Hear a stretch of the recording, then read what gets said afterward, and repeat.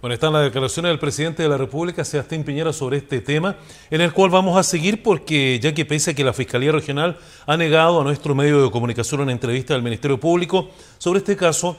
decidimos finalmente ir al estudio jurídico local AIDI, Asesorías y Defensas Integrales, para consultar al prestigioso abogado penalista de la Universidad de Chile, Álvaro Pérez Verderramo, que no solamente fue fiscal durante casi 13 años, sino que también ostenta especializaciones y posgrados en Derecho Penal.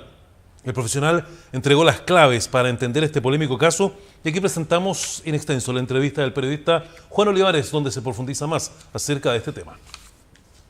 Abogado, respecto a la situación que ocurrió con la detención de estas personas y su posterior puesta en libertad, su experiencia, ¿cómo podríamos explicarle a la gente, a alguien común y corriente, que logre comprender qué fue lo que pasó? A ver, primero que nada, y para la gente que está viendo a esta hora televisión, es sumamente importante y sumamente relevante entender que cada vez que se adopta un procedimiento policial, independiente de la gravedad del mismo, las policías deben poner inmediatamente en conocimiento de este al Ministerio Público, por cuanto por ley es el Ministerio Público el órgano a través de sus fiscales que debe dirigir la investigación, debe, digamos, conocer estos antecedentes y debe dar las instrucciones a las policías de tal manera que el procedimiento se desarrolle con apego a la ley, con apego a la Constitución y con apego, por cierto, también a los tratados internacionales. Una vez que una persona es detenida y el fiscal dentro de las 24 horas decide pasarlo a control de detención, entonces, digamos, toda persona detenida debe ser dirigida hacia y en presencia de un juez de garantía, quien, por cierto, y conforme, digamos, a las obligaciones que se le han impuesto legalmente, debe revisar la legalidad de la detención.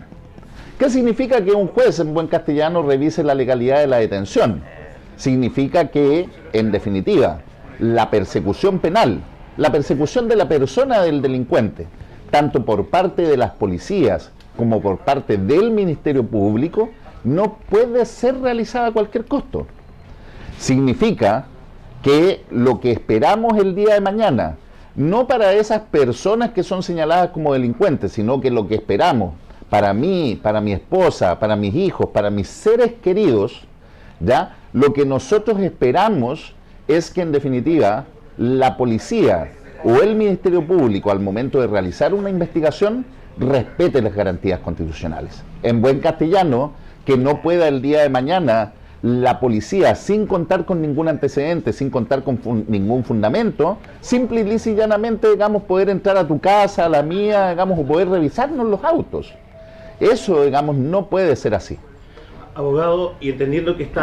que prima en este argumento que se garanticen los derechos civiles, ¿había algo que se pudiera hacer, aparte de lo que se hizo, que evitara que estos dos sujetos que estaban portando este arsenal, esta cantidad de plata, en una zona donde se han cometido homicidios a balazos, 3 en el lapso de un mes,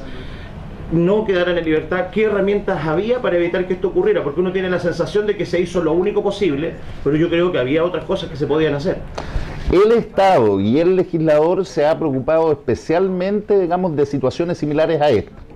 Y en ese sentido, ya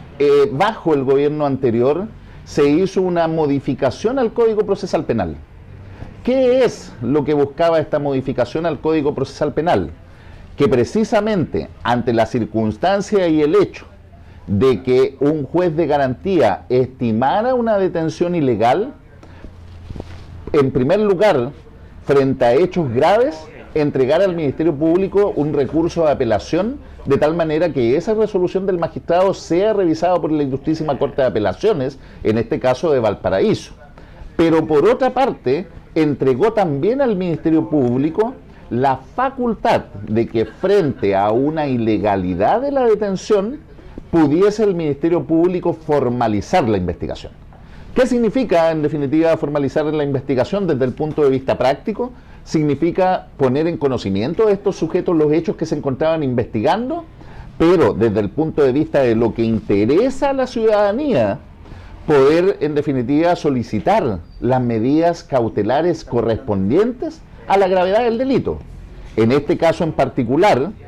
que preocupa, digamos, a nuestra comunidad, poder en definitiva solicitar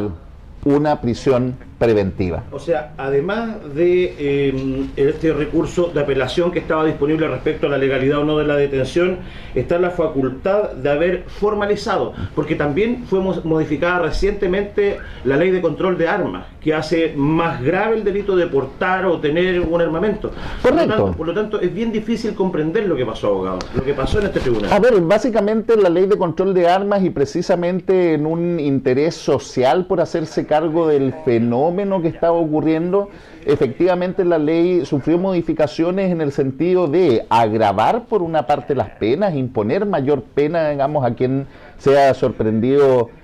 portando o teniendo estos elementos sin la autorización competente, pero por otro lado también estableció que las personas que fuesen condenadas por este tipo de delitos no podían ser objeto, digamos, de pena sustitutiva. Es decir, estas personas, de ser condenadas por alguno de estos delitos, debían en definitiva cumplir privada de libertad. Desde el punto de vista del derecho, ¿es correcto que el juicio público en este caso se haga sobre el magistrado, cuando la sensación que uno tiene es que el Ministerio Público tenía otras herramientas para que el desenlace de este hecho delictivo puntual hubiese sido otro y no el que estamos comentando? A ver, básicamente, digamos, lo que uno esperaría es que el juicio público sea realizado, en este caso en particular, respecto, digamos, a un procedimiento que ha sido adoptado y que hasta hoy ya se encuentra declarado ilegal, porque por cierto tendrán que ser los tribunales superiores de justicia quienes tendrán que determinar en definitiva si este procedimiento era legal o ilegal. Pero desde ese punto de vista, que lo que se está observando es en definitiva, digamos, un procedimiento ilegal, en eso sin duda existe, digamos, una doble responsabilidad, o quizás mayoritariamente una responsabilidad única. Como lo señalé al principio de esta entrevista, la investigación penal y la dirección de la misma está entregada al Ministerio Público a través de sus fiscales, de manera exclusiva y excluyente. Y eso significa que quien debe velar por el cumplimiento de la legalidad, por el cumplimiento de las garantías constitucionales, de todo y cada uno de los procedimientos que se llevan a cabo a lo largo del territorio nacional, es el fiscal del Ministerio Público. Y eso lo hace por dos vías. Lo hace, digamos, de manera preventiva en alguna medida, a través de la capacitación que de manera constante y sistemática deben estar desarrollando a las policías, porque hoy día lo que necesita la ciudadanía precisamente es policías capacitadas, y lo hace, digamos, desde el punto de vista puntual, frente a un procedimiento determinado, a través de las instrucciones de investigación que da y a través